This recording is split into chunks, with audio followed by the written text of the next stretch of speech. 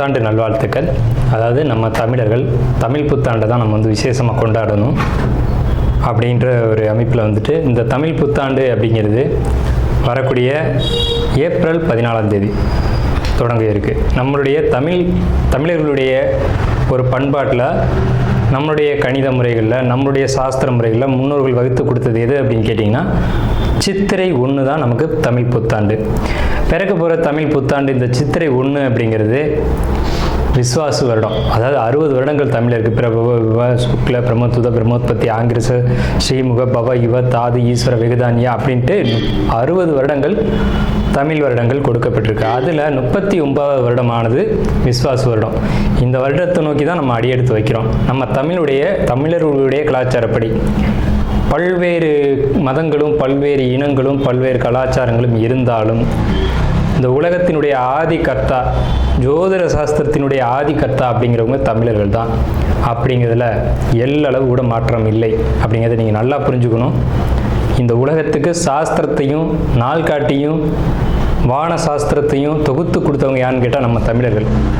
நம்ம தமிழ் புத்தாண்டை நம்ம மற்றவங்களுக்கு கொடுத்துட்டு மற்றவங்களுடைய கேலண்டர் எடுத்து நம்ம பயன்படுத்திக்கிட்டு இருக்கோம். இது மிகப்பெரிய ஒரு தவறு. இந்த இடத்துல நம்மளுடைய தமிழ் புத்தாண்டை நம்ம பின்பற்றணும்னு சொல்லி ஒரு வேண்டுகோளை நம்ம வச்சுட்டு இந்த தமிழ் புத்தாண்டு எப்படி இருக்குது அப்படிங்கிற அமைப்பையும், தமிழ் புத்தாண்டு என்ன, தமிழ் புத்தாண்டுடைய சிறப்புகளையும் நம்ம வந்து பேசுவோம். நாள் என் செய்யும் வினைதான் என் செய்யும் என்னை நாடி வந்த கோள் என் செய்யும் கொடுங்கூற்று என் செய்யும் கூரேசர் இருந்தாலும் சிலம்பும் சதங்கையும் தண்டையும் சண்முன் தோளும் கடம்பும் என் கண்முன் வந்து தோன்றினேன். அதாவது நம்மளுடைய தமிழ் கடவுள் அப்படிங்கிறவர் முருகன் தாங்க. அகத்தியருக்கு தமிழை கற்றுக் கொடுத்தவர் யாருன்னு கேட்டிங்கன்னா முருகன் தாங்க. முருகன் தான் தமிழ் கடவுள். அதாவது அவருடைய பிறப்பு வேணால் நம்ம வந்து சிவன் பார்வதி அப்படி இப்படின்னு நம்ம சொல்லலாம். ஆனால் தமிழுக்கென்ற ஒரு கடவுள், தமிழினுடைய ஆதி கர்த்தா அப்படிங்கிறவங்க யாருன்னு கேட்டிங்கன்னா முருகன் தான். ஸோ அதனால் நம்ம முருகனை வணங்கி நம்ம இந்த பதிவை தொடர்வோம். சித்திரை 1 அப்படிங்கிறது ஏப்ரல் 14 ஆங்கில கணக்குப்படி. ஆங்கில கணக்கை தயவு செஞ்சு யாரும் எடுத்துக்க வேணாம். ஆங்கில நாள்காட்டி தவறானது தான். இது வந்து நம்ம சவால்கிட்டே சொல்லலாம். ஒரு 15 நாட்கள் ஆங்கில நாட்காட்டியில் காணாமல் போய் அதை தேடி கண்டுபிடிச்சி அதுக்காக நாட்களை திருத்தின ஒரு வரலாறு நம்ம வரலாறு இருக்குது. நல்லா தெரிஞ்சுக்கோங்க. இன்னையிலேருந்து இன்னும் நூற்றுக்கணக்கான வருடங்களுக்கு கிரகணத்தை ஆதி காலத்திலே குறித்து வச்சுருக்காங்க நம்ம முன்னோர்கள். ஸோ அப்படிப்பட்ட நம்மளுடைய தமிழ் வருடப்பிறப்பான விஸ்வாச வருடப்பிறப்பு எப்படி நடக்குது அப்படின்னு பார்த்தீங்கன்னா, திங்கட்கிழமை அன்னைக்கு பிரதமை திதியில் சுவாதி நட்சத்திரத்தில் வஜ்ரம் நாமயோகத்தில் கௌளவ கரணத்தில் பிறக்க இருக்குது. இந்த சித்திரை 1 தாங்க கேரளாவில் ஐயப்பனுக்கு நடை திறப்பு முதல்ல நடக்கக்கூடிய நாள். அப்படின்னா சித்திரை விசு அப்படின்னு சொல்லுவாங்க. விசு அப்படின்னா சமப்படுத்துதல் அப்படின்னு பேர். சித்திரை விசு அப்படிங்கிறத கேரளாவில் விசேஷமாக கொண்டாடுறாங்க. ஏன்னா நம்மகிட்டேருந்து பிழிஞ்சு போன ஒரு மொழி வந்து மலையாளம் அப்படிங்கிறது. சரி, விஸ்வாசு வருடத்துக்கு நம்ம முன்னோர்கள் என்ன விளக்கம் கொடுத்துருக்காங்க அப்படின்னா, விஸ்வாசு அப்படின்ற சொல் வந்துட்டு நேர்மை, நீதி, செல்வம் அப்படின்னு உயர்ந்த ஒரு அர்த்தத்தை வச்சுருக்காங்க. நம்மளுடைய தமிழ் மொழிக்கு நம்ம தமிழ்லேயே அர்த்தங்கள் தேட வேண்டிய ஒரு காலகட்டம் வந்தாச்சு. சரி, இந்த விஸ்வாசு வருடம் அப்படிங்கிறது நேர்மை, நீதி, செல்வம் அப்படிங்கிற ஒரு அர்த்தத்தில் வருது இந்த சொல் அப்படிங்கிறது. இந்த விஸ்வாசு வருடத்துக்கு உண்டான பலன்களாக நம்ம முன்னோர்கள் என்ன சொல்லியிருக்காங்க அப்படின்னு பார்த்தீங்கன்னா, விஸ்வாசு வருடம் தன்னில் வேளாண்மை ஏறும், பசுமாடும் மாடும் பழிக்கும், சிசு நாசம், மறையோர்கள் வாழ்வார்கள், மாதவங்கள் மீறுமே, மற்றுலகில் உண்டு மலை அப்படின்னு சொல்லியிருக்காங்க. மற்றுலகில் உண்டு மலை அப்படின்னு முடிக்கிறாங்க. இதனுடைய அர்த்தம் என்னன்னு கேட்டிங்கன்னா, இந்த வருடம் விஸ்வாசு வருடம் அப்படிங்கிறது ஒவ்வொரு 60 வருடங்களுக்கு ஒரு முறை 39 ஆண்டாக பிறக்கக்கூடிய இந்த விஸ்வாசு வருடமானது வருகின்ற காலகட்டத்தில் எல்லாம் வேளாண்மை உயரும் அப்படின்னு சொல்லியிருக்காங்க. பசு மாடும் பழிக்கும் அப்படின்னா நம்மளுடைய பசுமாடுகள் அப்படிங்கிறது நல்ல ஒரு முன்னேற்றத்தை அடையும். மாடு ஆடுகளுக்கு ஒரு நல்ல தீவனங்கள் கிடைத்து அதுவும் நல்ல செழித்து வரும். ஆதி காலத்தில் வந்து மாடை தான் செல்வமாக குறிப்பிட்டிருக்காங்க. இன்றைக்கி வந்து பணம் அப்படின்ற ரூபாய் தாள்களை நம்ம வந்து பணமாக குறிப்பிட்றோம். ஒரு முன்னோர்கள்லாம் வந்து மாடு எவ்வளோ இருக்குது, மாட்டினுடைய அந்த குப்பை வந்து வேஸ்ட்டெல்லாம் எங்கே ஒரு மனிதன் வந்து எங்கே சேகரிக்கிறானோ அதை போய் முதல்ல பார்ப்பாங்கங்க. அதை வச்சு தான் அவனுடைய செல்வம் என்னன்றதை குறிப்பிட்டு பொண்ணு கொடுக்குறதா இருக்கட்டும், பொண்ணு எடுக்கிறதா இருக்கட்டும், இதெல்லாம் நம்முடைய மரபில் இருந்து வந்த ஒரு விஷயம். ஸோ அப்போ இத்தனை மாடுகள் இருந்தால் தான் அவன் செல்வந்தன் அப்படின்ற ஒரு கான்செப்ட் வந்து முன்னோர்கள் நமக்கு காமிச்சிருக்காங்க. அப்படிப்பட்ட பசுமாடுகள் மாடும் பழிக்கும் அப்படின்ற ஒரு வார்த்தை வந்து அங்கே குறிப்பிட்டிருக்காங்க. சிசு நாசம் அப்படின்ற வார்த்தையை சொல்கிறாங்க. மறையோர்கள் வாழ்வார்கள். மறையோர்கள்னு யாருன்னு கேட்டிங்கன்னா சமுதாயத்தில் முக்கியமாக இருக்கக்கூடிய பெரியவங்க, மற்றவங்களுக்கு வழிகாட்டக்கூடியவங்க வாழ்வாங்க அப்படின்ற சொல்லியிருக்காங்க. மாதவங்கள் மீறுமே அப்படின்ற ஒரு வார்த்தையும் வருது. மாதவங்கள் மீறும் அப்படின்னா ஒழுக்கக்கேடான செயல்பாடுகளில் மனிதர்கள் நடக்க வேண்டிய காலகட்டங்கள் வரும். ஒழுக்கக்கேடுனா என்னங்க? இந்த விரல் தான் ஒழுக்கக்கேடு, இந்த ஒற்றை விரல் தான். இந்த விரலை வச்சு தான் நம்ம பட்டன் அமுக்கிறோம், காசு வாங்கிட்டு அமுக்கிறோம். இதுதான் மாதவங்கள் மீறுமே அப்படின்றது. ஸோ அந்த மாதிரிலாம் இல்லாமல் மனசாட்சிக்கு துரோகம் செய்யாமல் யார் நீதி பரிபாலனம் செய்வாங்க அப்படின்றத தெரிஞ்சு சரியான வாக்களித்து நல்ல தலைவனை தேர்ந்தெடுக்க வேண்டிய காலகட்டங்கள் அப்படிங்கிறத இங்கே மறைமுகமாக இந்த விசுவாச வருடத்தினுடைய வெண்பா பாடல் அப்படிங்கிறது நமக்கு சுட்டி காட்டுது. இந்த சித்திரை வருட பிறப்பானது மகர லக்னம்னு சொல்லக்கூடிய சர லக்னங்களில் விழுகுது. எப்படின்னு கேட்பீங்க. தமிழனுடைய கணக்குப்படி சூரியன் எப்போது கிழக்கு வானில் உதிக்கிறதோ அதுதான் லக்னம். ஸோ சித்திரை மாதம் 1ஆம் தேதியானது உதிக்கக்கூடிய நேரம் அப்படிங்கிறது கிழக்கு வானத்தில் சூரியன் உதிக்கக்கூடிய அந்த டைம் அப்படிங்கிறது 2:22 அதிகாலை மணி 2:22க்கே சூரியன் கிழக்கு வானத்தில் உதிச்சிடறாரு. அப்போ அது லக்னமாக போட்டுக்கணும், இந்த வருடத்தினுடைய பிறப்பு லக்னமாக போட்டுக்கணும்.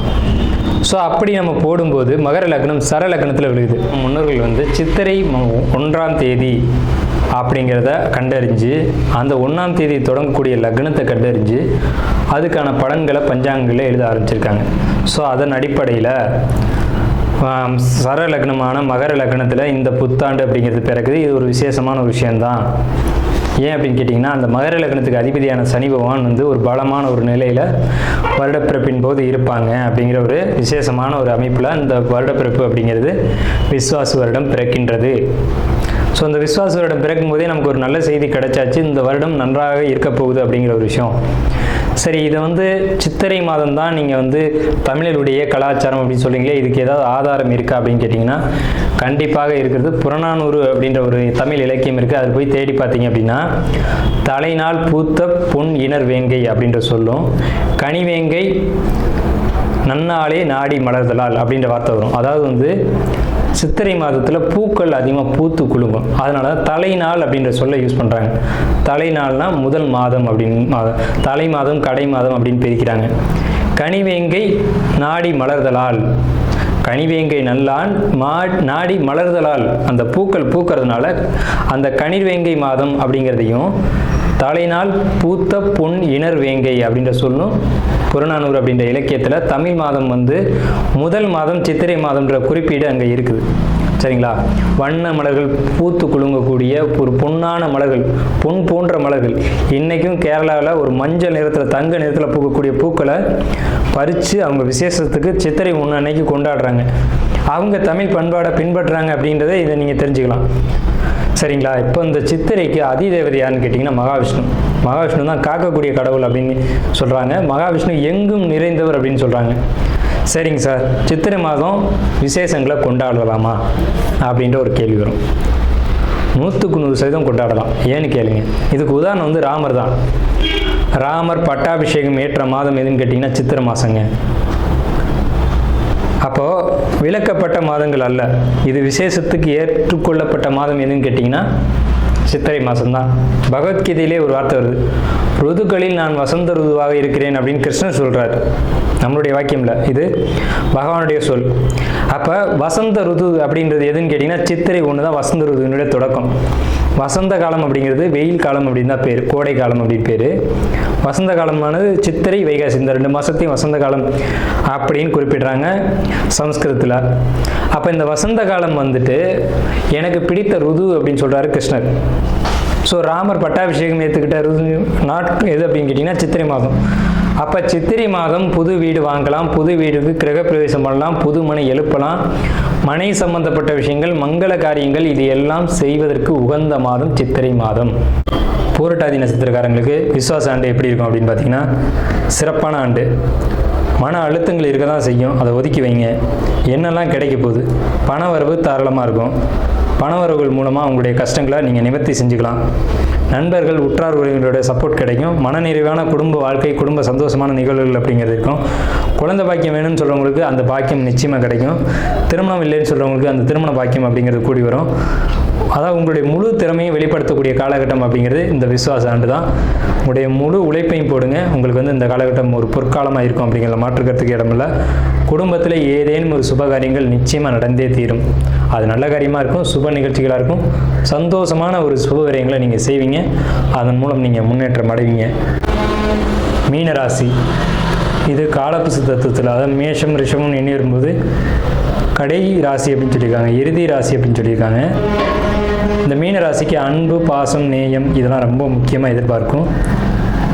இந்த ராசியை பொறுத்த வரைக்கும் ரொம்ப பாசமாக நடந்துக்குவாங்க, ரொம்ப அஃபேராக நடந்துக்குவாங்க, எல்லார்ட்டையும் அன்போடையும் பாசத்தோடையும் பழகுவாங்க.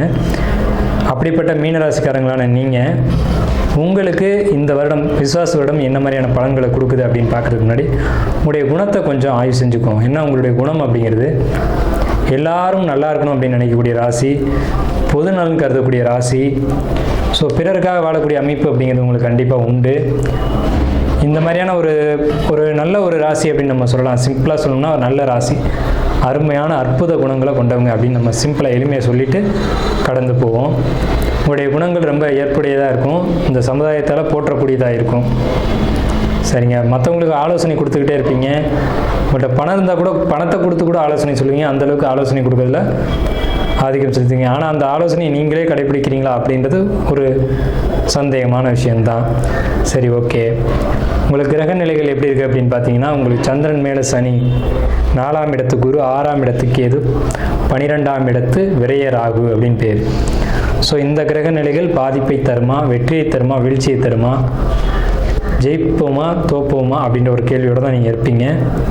ஏன்னா உங்களை பயமுறுத்திருப்பாங்க ஜென்மச்சனி அப்படின்னு சொல்லி. ஜென்மச்சனி தான், நான் இல்லைன்னு மறுக்கலை. பாரப்பா 12 ஜென்மம் 2 பாங்கான முடவன் சஞ்சார நாளில் சீரப்பா சிறுநோயும் அம்மை வீதி சிவசிவா ஜலபமியும் நோயும் பாரு கூரப்பா குடியோடி போகச் செய்வான் கொற்றவனை குடும்பத்தில் களவு போகும் வீரப்பா வெகு பேருக்கு கொடியோனாகி விளம்புவான் புகிதென்று விளம்பக்கேறு அப்படின்னு சொல்லி நம்ம புலிப்பாணி சித்தரையா பாடல் கொடுக்குறாங்க. அவர் ஒன்றும் எதுவும் தெரியாமலாம் கொடுக்க மாட்டாங்க. ஸோ அப்படிப்பட்ட குடியோடி போக செய்யக்கூடிய நேரம் அப்படின்னு ஜென்மச்சனின்ற ஒரு பாதிப்பை சொல்லியிருப்பாங்க. அப்படித்தானா அப்படின்னா அதுக்கு பின்னாடி ஆய்வு செய்ய வேண்டிய விஷயங்கள் நிறையவே இருக்குது. ஸோ சந்திரன் மேலே சனி வரும்போது மன குழப்பங்கள், மன போராட்டங்கள், மன சஞ்சலங்கள் அப்படிங்கிறது ஏற்படுறது இயற்கையான விஷயந்தான். இதுக்கு தீர்வு இருக்கா அப்படின்னு கேட்டால் கண்டிப்பாக தீர்வு இருக்குது. நம்ம வீடியோவை ஸ்கிப் பண்ணாமல் முழுமையாக பாருங்கள். தயவு செஞ்சு தங்களுடைய பொன்னான நேரத்தை இதுக்காக செலவிடுங்க. மற்றும் நம்மளுடைய சேனலில் தொடர்ந்து ஜோதிடம், வாஸ்து, ஆன்மீகம், பரிகாரம், ராசி பலன் இந்த விஷயங்கள்லாம் தொடர்ந்து பதிவிட்டுக்கிட்டே வரோம். நம்ம சேனலை சப்ஸ்கிரைப் பண்ணி ஆதரவு கொடுங்க. தொடர்ந்து இந்த மாதிரி பயனுள்ள தகவல்கள் நம்மளோட வீடியோக்குள்ளே பார்க்கலாம். சரிங்க சார், இப்போ உங்களுக்கு குடும்பம் அப்படின்ற அமைப்பை பொறுத்த வரைக்கும் பிரச்சனை இருக்கா இல்லையா அப்படின்னு கேட்டால் கணவன் மனைவிக்குள்ளே கருத்து வேறுபாடுகள் ஏற்படும் சார், அதில் மாற்றம் இல்லை. கணவன் மனைவியை புரிஞ்சுக்கணும், மனைவி கணவனை புரிஞ்சுக்கணும். இயற்கை தத்துவத்திலேயே உங்களுக்கு திருமண வாழ்க்கை சிறப்பு இருக்காது அப்படின்ற ஒரு கான்செப்ட் இருக்குது. அதுக்கு இடம் கொடுக்கக்கூடிய காலகட்டம் தான் இந்த காலகட்டம். இது வெறுமனே கோச்சார கிரக அமைப்பு மட்டும்தான், உங்களுடைய பிறப்பு ஜாதகம் இல்லை. எந்த ஒரு விஷயத்தையும் பிறப்பு ஜாதகத்தினுடைய அனுமதி இல்லாமல் நீங்கள் அனுபவிக்க முடியாது. நல்லா தெரிஞ்சுங்க. இந்த ராசி பலன் சொல்கிற விஷயமே முதல்ல தவறான ஒரு விஷயந்தான். கோச்சார கிரகங்கள் ஒரு சம்பவத்தை 20% மட்டுமே முடிவு செய்ய முடியும். இதை கேட்டது நீங்கள் உடனே ஐயோ போச்சு அப்படின்ற மாதிரி நீங்கள் மன அழுத்தத்துக்குள்ளே போயிடக்கூடாது. நான் திரும்பவும் தெளிவாகவும் சொல்கிறேன், உங்களுடைய பிறப்பு ஜாதகம் தான் ஒரு விஷயத்தை முடிவு செய்யும். உங்களுக்கு இயற்கையிலேயே திருமண வாழ்க்கை சோபிக்காது அப்படின்ற அமைப்பு இயற்கையிலே உண்டு. அதை உங்களுடைய ஆஸ்தான ஜோதிடர்கள்ட்டையோ அல்லது எங்களை மாதிரி ஜோதிடர்கள்ட்டையோ கொடுத்து ஜாதகத்தை தெளிவாக பார்த்து முடிவுக்கு வாங்க. ரெண்டாவது, கேந்திரம் ஏறியக்கூடிய குருபவன் நன்மை செய்வார், ஆனால் நிச்சயம் நல்ல விஷயத்தை செய்வார். என்னென்ன விஷயங்களுக்கு? குடும்பம், குடும்ப ஒற்றுமை, கணவன் மனைவி ஒற்றுமை, குழந்தை சம்பந்தமான விஷயங்கள், குழந்தைகளுடைய எதிர்காலம், குழந்தைகளுடைய படிப்பு, பொருளாதாரம், சொத்து சேர்க்கை, இதுக்கெல்லாம் நல்லாவே இருக்கும். ரொம்ப சூப்பராக இருக்கும். ஒரு வீடு கட்டிட்டேன் சார், கிரகப்பிரவேசம் பண்ணல, உடனடியாக பண்ணுங்க. ஒரு வீட்டில் ஒரு சுபகாரியம் பண்ணணும் சார், பெண்டிங் நிற்குது, அதை செய்யுங்க. முதல்ல 6ஆம் இடத்துக்கு எது கடனை கொடுக்கும், கடனை வாங்கி சுபகாரியத்தை பண்ணுங்கள் சார். இல்லை சார் நான் எல்லா சுபகாரியமும் முடிச்சிட்டேன் சார், இப்போ என்னால் எதுவுமே செய்ய முடியாதுன்னா ஒரு 10 பேருக்கு சாப்பாடு கொடுங்க. 10 பேரை கூப்பிட்டு வீட்லேயோ அல்லது ஒரு ஆலயங்களுக்கோ போய் முகம் சுளிக்காமல் சாப்பாடு போடணும். வீட்டுக்கு அழைச்சி சாப்பாடு போடுறீங்கன்னா கணவன் மனைவி சேர்ந்து உபசரித்து அவங்கள அனுப்பிச்சி விடணும். அவங்களுக்கான மதிப்பு மரியாதைகளை கொடுத்து உபசரிக்கணும். அதாவது மக்கள் சந்தோஷப்பட்டாலே இறைவன் சந்தோஷப்படுவான்றது விதி. அந்த மாதிரியான சம்பவங்களை நீங்கள் நடத்துங்க, ஜென்மச்சனியெல்லாம் பாதிக்காது. இதுதான் உண்மை. உங்களுக்கு 8ஆம் இடத்த குருபவன், 10ஆம் இடத்த குருபவன், 12ஆம் இடத்த குருபவன் ஒரு சேர பார்க்குறாங்க. 8, 10, 12 பாவங்கள் திடீர் அதிர்ஷ்டத்தையும் தொழில் வளர்ச்சியும் தொழில் வெற்றியும் நீண்டகால முதலீடுகளையும் சொல்லுது. ஆனால் இந்த நேரம் நீண்டகால முதலீடுகள் எதுவும் போட வேண்டாம். அதே சமயத்தில் பழைய தொழில் பண்ணிகிட்டு இருக்கீங்கன்னா அது நஷ்டத்தில் போகுதுனாலும் பரவாயில்ல, பொறுமையாக அந்த தொழிலை விட்டுறாமல் கடைப்பிடிங்க. அது மட்டும்தான் நீங்கள் செய்யணும். தொழிலை மட்டும் விட்டுறாதீங்க. தொழிலை கொஞ்சம் தொய்வு வருந்தான், நஷ்டம் வருந்தான் இல்லைன்னு நான் சொல்ல, லாபம் வருதுன்னு நான் சொல்லலை. நஷ்டத்தை பெரிய அளவில் விரிவுபடுத்தாமல் ஓரளவுக்கு அப்படியே ஓட்டுங்க. ஆடம்பரமான விஷயங்கள், அலங்காரமான விஷயங்களுக்கு முக்கியத்துவம் கொடுக்காதீங்க. என்ன தேவையோ அத்தியாவசிய தேவைகளுக்கு மட்டும் முக்கியத்துவம் கொடுங்க. குழந்தைகளுக்கு அத்தியாவசியமாக என்ன செய்யணுமோ அதை செய்யுங்க. வீடு கட்டுங்க, அது குழந்தைகளுக்கான ஒரு அமைப்பு. குழந்தைங்களுக்கு திருமணம் செய்யறதுக்கு ஏற்பாடு செய்யுங்க. இப்போ வயசு வந்த பிள்ளைங்க இருக்காங்க, 25 வயசு அப்படின்னா அந்த பையனோ பொண்ணோ ஒரு மேட்ரிமோனியில் போய் அதை பதிவு பண்ணி வைங்க. முதல்ல பையன் நம்ம நல்லா அழகாக ஒரு முடி வெட்டிட்டு நல்லா நீட்டாக வந்து முகம்லாம் ரெடி பண்ணிவிட்டு ஒரு ஃபோட்டோ போய் எடுத்துகிட்டு வாங்கன்னு சொல்லி மேட்ரிமோனியில் பதிவு பண்ணி வைங்க. திருமணத்துக்கான ஏற்பாடு வேலைகளை பூரா செய்யுங்க. அங்கே உங்களுக்கு எந்த பாதிப்புகளும் வராது. குடும்பம் சம்மந்தப்பட்ட விஷயங்களுக்கு சுபமான ஒரு அமைப்பு தான் இருக்குது. பொருளாதாரத்துக்கு கொஞ்சம் பற்றாக்குறை அப்படின்ற அமைப்பு மீன ராசிக்கு இந்த விஸ்வாச வருடத்தில் உண்டு. விஸ்வாச வருடமே 39ஆவது வருடம் தமிழ் வருடத்தில். இதில் என்ன சொல்லியிருக்காங்க அப்படின்னு பார்த்தீங்கன்னா, விஸ்வாச வருடத்துக்கான பலன்களை சொல்லும்போது, விஸ்வாசு வருடம் தன்னில் வேளாண்மை ஏறும், பசுமாடும் மாடும் பழிக்கும், சிசுநாசம் மறையோர்கள் வாழ்வார்கள், மாதவங்கள் மீறுமே மற்றுலகில் உண்டு மலை அப்படின்னு சொல்லியிருக்காங்க. அந்த பாடலுக்கு அர்த்தம் என்னன்னு கேட்டீங்க அப்படின்னா, இந்த விஸ்வாச வருடத்தில் வேளாண்மையும் பசுமாடுகளும் பழிக்கும், நல்லபடியாக இருக்கும். மறையோர்கள் அதாவது ஆசிரியர்களும் ஜோதிடர்களும் இந்த மாதிரி முக்கியமாக சமுதாயத்தில் இருக்கக்கூடியவங்களும் நல்லபடியாக வாழ்வாங்க அப்படி சொல்கிறாங்க. இப்போ நீங்கள் மீனராசிக்காரங்களாக இருக்கீங்க, இந்த துறைகள் இருக்கீங்க அப்படின்னா, ஒரு ஜோதிடராகவோ ஒரு குருமார்களாகவோ ஒரு வழிகாட்டியாகவோ இருக்கீங்கன்னா நீங்கள் கவலைப்பட தேவையில்லை. ஒரு வாத்தியாராக இருக்கீங்கன்னா நீங்கள் எந்த கவலைக்கும் போக தேவையில்லை. நீங்கள் தான் வாழ்வீங்கன்னு சுருதியில் அந்த காலத்திலே ரிஷிகள் சொல்லிட்டாங்களே. ஸோ உங்களுக்கு நெகட்டிவ் அப்படின்ற பலன்களை நான் குறைத்து தான் சொல்லுவேன். அப்படி தான் இருக்குது. தொழிலை பொறுத்த வரைக்கும் பிரச்சனைகளை கொடுக்கும் அப்படிங்கிறதுலாம் மாற்றுக்கருத்து இடமில்லை. தொழில் வளர்ச்சியை குறிக்குமே தவிர நீங்கள் இருந்த ஒரு தொழிலிருந்து டல்லாகி பின்வாங்கி போயிட மாட்டீங்க. முன்னேற்றத்தில் ஒரு படி குறைக்கும் அப்படிங்கிறது தான் உண்மை. ஸோ பாசிட்டிவான விஷயங்கள் தான், சுப காரியங்கள் செய்யக்கூடிய காலகட்டம் தான். குழந்தைகளால் எதிர்காலம் அவங்களுடைய ஒரு விஷயங்கள் எல்லாமே பாசிட்டிவாக இருக்குது. குழந்தைகள் என்ன சேட்டை பண்ணுவாங்க, அது வந்து இயற்கையான ஒரு விஷயம்தான். அதை போட்டு நீங்கள் பெருசுப்படுத்தக்கூடாது. 6ஆம் இடம் கடனை ஏற்படுத்தும். கணவன் மனைவி உறவுகளுக்குள்ளே கொஞ்சம் சிக்கல் வரும். அதை ஜோதிடர்கள் அணுகி சரி செஞ்சுக்கோங்க. திடீர் உயில் தான செட்டில்மெண்ட், இன்சூரன்ஸ் பொறுத்த வரைக்கும் இன்சூரன்ஸ் தொழிலில் இருக்கக்கூடியவங்களுக்கு நல்ல லாபத்தை கொடுக்கும். மீன ராசிக்காரங்களாக இருந்தீங்க அப்படின்னா இன்சூரன்ஸ் தொழிலை எடுத்து பண்ணுறீங்களா, சூப்பராக இருக்குங்க, அற்புதமாக இருக்கும். அந்த தொழிலை நீங்கள் அழகாக கன்டினியூ பண்ணலாம். லாபம் பெரிய மடங்கு இருக்கும், நஷ்டத்துக்கு வராது. ஒரு முக்கியமான ஆட்களை போய் பார்க்கணும் சார், போய் பாருங்கள் இந்த காலகட்டத்தில். இல்லை எனக்கு டவுட்டாக இருக்குது, அதெல்லாம் வேணாம், நீங்கள் போய் பாருங்கள். நல்ல ஒரு இன்சூரன்ஸ் கிடைக்கும், நல்ல ஒரு இம்ப்ரூவ்மெண்ட் உங்களுக்கு தொழிலில் தெரியும். அதை செய்யுங்க. அதை விட்டுவிட்டு கவலைப்படுறத முதல்ல நிறுத்துங்க. ஆலய வழிபாடுகளை எடுத்துக்கங்க, கோயிலுக்கு போங்க, கணவன் மனைவி குழந்தைகளோடு சேர்ந்து போங்க. அது ஒரு விரயம் தான், சுப விரயமாக அதை பண்ணுங்கள். அது செய்ய வேண்டிய செலவு தானே, அது செய்யாமல் இருக்க முடியுமா? அந்த மாதிரி அத்தியாவசியமான விஷயங்களை செய்யும்போது உங்களுக்கு அசுப விரயங்கள் நிச்சயமாக நடக்காது. அதே நேரத்தில் இந்த காலகட்டத்தில் அகலக்கால் வைக்காதீங்க. தொழிலாக இருக்கட்டும், குடும்பமாக இருக்கட்டும், எந்த ஒரு விஷயத்துலையும் அகலக்கால் வைக்காதீங்க. கடன் வாங்க யோசிங்க.